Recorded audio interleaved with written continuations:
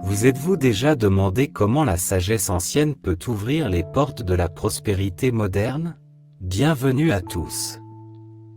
Aujourd'hui, nous nous penchons sur l'un des textes les plus chers et les plus puissants de l'histoire, le psaume 23. L'Éternel est mon berger, je ne manque de rien. Ces mots, écrits par le roi David, ont résonné dans les couloirs du temps, apportant réconfort et conseil à d'innombrables âmes. Mais au-delà de leur résonance spirituelle, comment ces mots anciens se rattachent-ils à quelque chose d'aussi concret et contemporain que la prospérité financière? Au cours de notre voyage, nous explorerons ce profond psaume non seulement comme une source de réconfort spirituel, mais aussi comme un modèle d'abondance et de sécurité financière. Comment le chant ancien d'un berger peut-il nous guider vers une ère de croissance et de stabilité financière sans précédent? Décortiquons ces paroles intemporelles et découvrons les secrets qu'elles recèlent pour notre vie financière dans le monde d'aujourd'hui. Imaginons un David des temps modernes. Contrairement au roi berger de l'ancien Israël, ce David vit dans notre monde contemporain, un monde rempli de l'agitation de la vie moderne, un monde où les charges financières pèsent lourdement sur de nombreuses personnes. Notre David est un homme ordinaire, quelqu'un qui n'est peut-être pas si différent de vous ou de moi, qui lutte pour joindre les deux bouts, qui est aux prises avec l'étau de plus en plus serré de l'incertitude financière. En quête de réconfort et de solutions, il se tourne vers le psaume 23. À chaque verset, un nouveau chapitre s'ouvre dans son voyage vers la stabilité et l'abondance financière. Lorsqu'il lit « L'Éternel est mon berger, je ne manque de rien », il commence à voir sa vie sous un nouvel angle. Il se rend compte que ses difficultés financières ne le définissent pas et qu'avec de la foi et des conseils, il peut naviguer dans la complexité de ses défis économiques. À chaque ligne de cet ancien psaume, notre David moderne trouve de nouvelles idées et une sagesse pratique, qu'il applique à sa vie financière. Il me fait reposer dans de verts pâturages, il me conduit vers des eaux tranquilles, il restaure mon âme. Ces mots commencent à transformer son point de vue, lui apprenant ce qu'est le repos, la débrouillardise et le rajeunissement au milieu de son parcours financier. Il me fait reposer dans de verts pâturages. Ce verset parle de la recherche de la paix au milieu du chaos de la vie, un aspect essentiel de la prise de décision financière.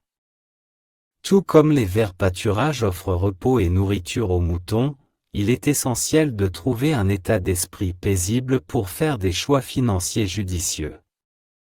Il s'agit de créer un espace mental de tranquillité où l'on peut penser clairement et planifier efficacement, loin du bruit et de la précipitation des soucis financiers quotidiens. Il me conduit vers des eaux tranquilles. Ici, l'accent est mis sur la clarté et le calme, deux éléments cruciaux dans la planification financière. Tout comme les eaux calmes offrent une réflexion claire, un esprit calme et serein reflète un meilleur jugement et une plus grande prévoyance en matière financière. Il s'agit de s'éloigner des eaux troubles de l'incertitude financière et d'adopter une approche plus claire et plus sereine de la gestion des finances. Il restaure mon âme, ce vers fait le lien entre le bien-être spirituel et la santé financière. Une âme restaurée, calme et satisfaite, est mieux armée pour relever les défis financiers. Cela nous rappelle que la prospérité financière n'est pas seulement une question de chiffres sur votre compte en banque, mais aussi de paix intérieure et d'équilibre spirituel. Même si je marche dans la vallée la plus sombre, ce verset aborde les inévitables défis et craintes d'ordre financier. Il parle de résilience et de foi face aux difficultés économiques, un peu comme si l'on marchait courageusement dans une vallée sombre. Ce passage nous encourage à affronter nos craintes financières et à traverser avec confiance les périodes difficiles, en sachant que nous ne sommes pas seuls. Tu prépares une table devant moi, en présence de mes ennemis. Cette image nous permet de prospérer dans un environnement compétitif. Dans le monde financier, Cela peut signifier prospérer au milieu d'adversaires ou de conditions de marché difficiles. Il s'agit de transformer les adversités en opportunités et de trouver le succès là où d'autres voient des obstacles. Tu oins ma tête d'huile, ma coupe déborde. Enfin, ce verset nous invite à plonger dans le concept d'abondance et de générosité. C'est un rappel puissant de l'abondance qui découle d'une vie alignée sur les principes spirituels et financiers. Il évoque non seulement la réussite financière, mais aussi la joie de partager et de donner, créant ainsi un cycle de générosité et d'abondance. Jacques 1h17 dit « Tout don bon et parfait vient d'en haut, du Père des Lumières célestes, qui ne change pas comme les ombres qui se déplacent. » Ce verset nous incite à reconnaître et à apprécier les ressources dont nous avons été gratifiés. Ce passage nous encourage à considérer nos ressources financières, nos talents, nos opportunités et même nos défis comme des dons d'en haut. Il ne s'agit pas seulement de ce que nous avons, mais de reconnaître la source de ces bénédictions. Cette reconnaissance peut transformer notre approche de la richesse et de la prospérité. Lorsque nous considérons nos capacités et nos ressources financières comme des dons, nous sommes plus enclins à les utiliser avec sagesse, à les gérer de manière responsable et à les partager généreusement. Comprendre que nos compétences, nos opportunités et même notre capacité à générer de la richesse sont des dons nous incite à la gratitude et à l'humilité. Cet état d'esprit conduit à une vie plus prospère, car nous sommes plus ouverts aux opportunités, plus disposés à donner et plus réceptifs aux conseils qui peuvent nous conduire à l'abondance financière. En substance, reconnaître que tout don bon et parfait vient d'en haut est une étape fondamentale pour aligner nos objectifs financiers sur un sens plus profond de la raison d'être et de la gratitude. Cet alignement n'apporte pas seulement un sentiment de paix et de satisfaction, mais ouvre également la voie à une véritable prospérité qui va au-delà des simples gains financiers. Est-on le message profond du psaume 112, 3, la richesse et l'abondance sont dans leur maison, et leur justice subsiste à jamais. Ce verset jette un magnifique pont entre la justice et la prospérité, remettant en question la croyance souvent répandue selon laquelle ces deux notions s'excluent mutuellement. Ce passage suggère que la véritable prospérité va de pair avec la justice. Il nous rappelle avec force qu'une vie fondée sur l'intégrité, la vertu et les principes éthiques peut en effet s'aligner sur l'abondance financière. La richesse et les richesses mentionnées ici ne sont pas simplement des biens physiques, mais englobent également la richesse du caractère et la richesse d'une vie juste. Cela souligne que la prospérité ne consiste pas seulement à accumuler des richesses, mais aussi à savoir comment on acquiert et utilise ces richesses. Associée à la droiture, la prospérité conduit à une vie épanouie et équilibrée. Il s'agit d'être prospère d'une manière qui honore nos valeurs, profite aux autres et élève notre communauté. En outre, la nature durable de la justice mentionnée dans ce verset souligne que si les situations financières peuvent fluctuer, la valeur d'un caractère juste reste constante et inébranlable. Cette justice durable peut être le fondement sur lequel nous construisons nos stratégies et nos décisions financières. Par conséquent, dans notre cheminement vers la prospérité financière, souvenons-nous du message du psaume 112, 3. Il nous encourage à rechercher non seulement la richesse matérielle, mais aussi la richesse d'une vie juste, en créant un héritage qui durera bien au-delà de notre existence terrestre. Adopter le contentement, tout comme « Le Seigneur est mon berger, je ne manquerai de rien » nous enseigne le contentement, appliquez-le en vivant selon vos moyens. Évitez les dettes inutiles et le piège de comparer votre situation financière à celle des autres. Trouvez la paix dans les décisions financières. La phrase « Il me fait reposer dans de verts pâturages » nous apprend à trouver la paix. Mettez cela en pratique en évitant de prendre des décisions financières impulsives. Prenez le temps de vous reposer et de réfléchir clairement avant de prendre des décisions financières importantes. Recherchez la clarté et la sagesse. Dans la lignée de « Il me conduit vers des eaux tranquilles », recherchez la clarté dans votre planification financière. Cela peut signifier vous éduquer sur les questions financières, consulter des conseillers financiers ou simplement organiser vos dossiers financiers pour plus de clarté. Renforcer la résilience, même si je marche dans la vallée la plus sombre, enseigne la résilience. Lorsque vous êtes confronté à des difficultés financières, ne perdez pas l'espoir. Créez un fonds d'urgence, diversifiez vos investissements et prévoyez un plan en cas de ralentissement financier. Concurrencez avec intégrité, tu prépares une table devant moi en présence de mes ennemis, peut se refléter dans les affaires et le travail.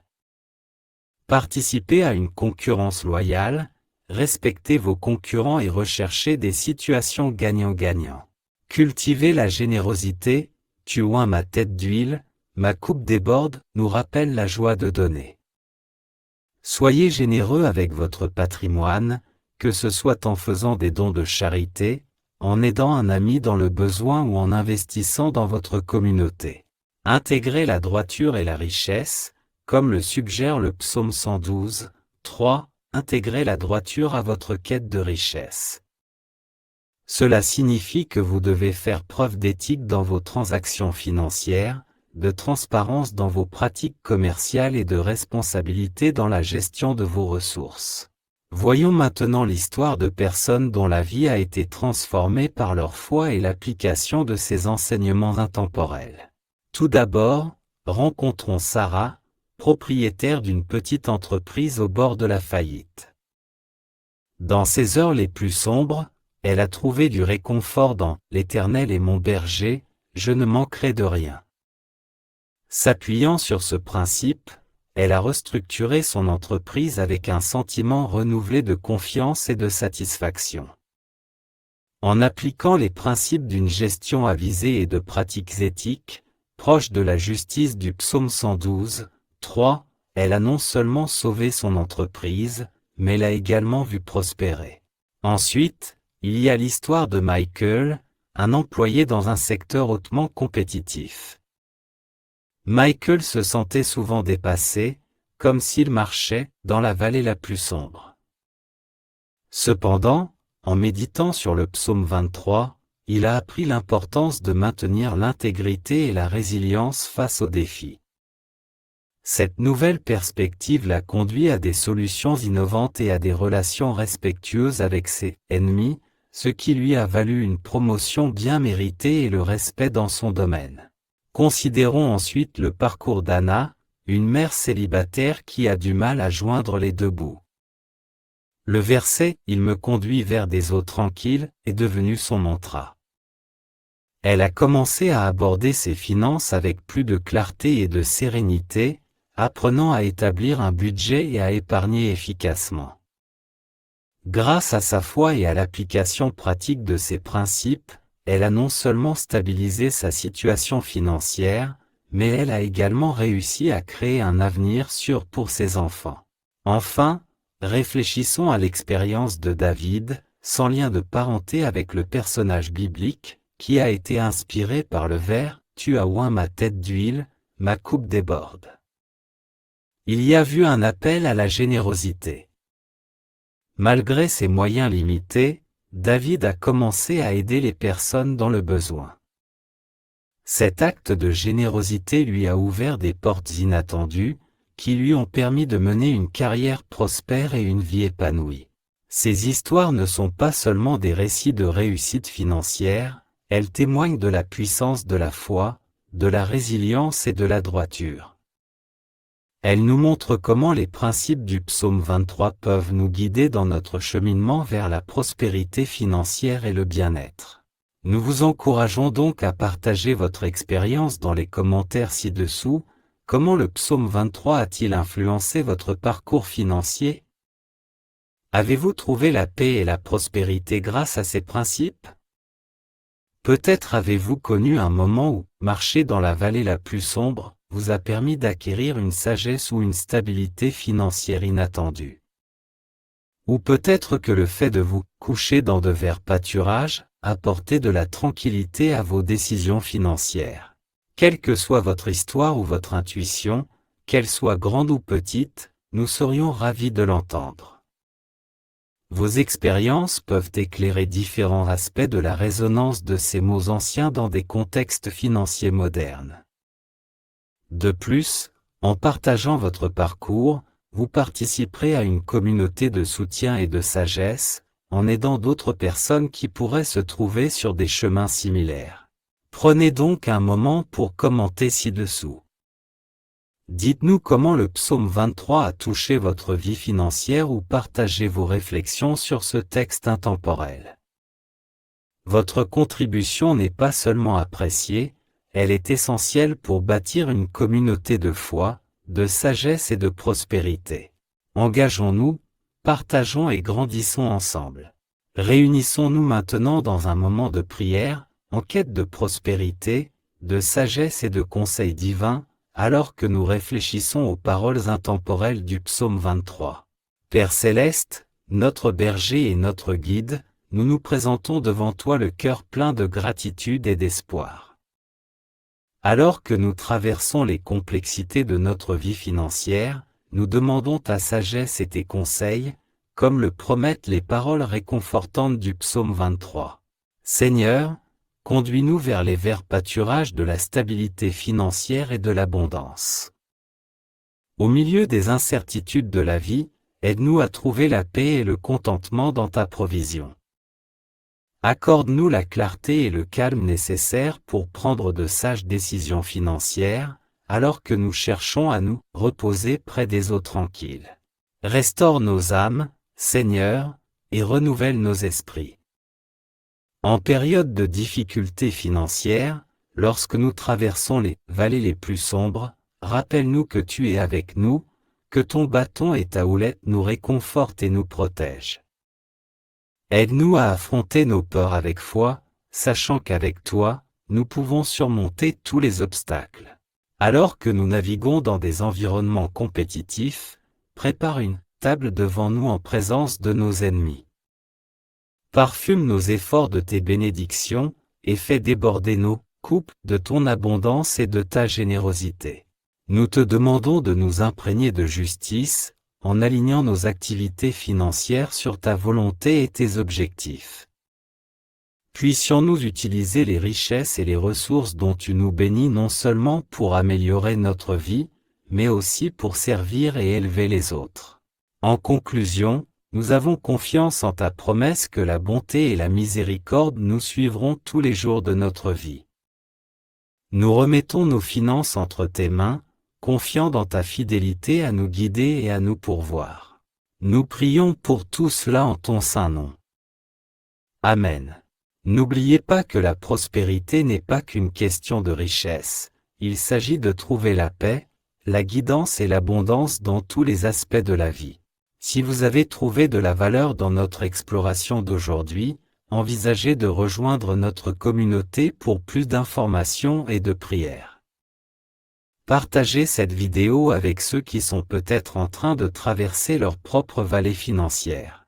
Sur ce, merci d'avoir regardé, et à la prochaine fois.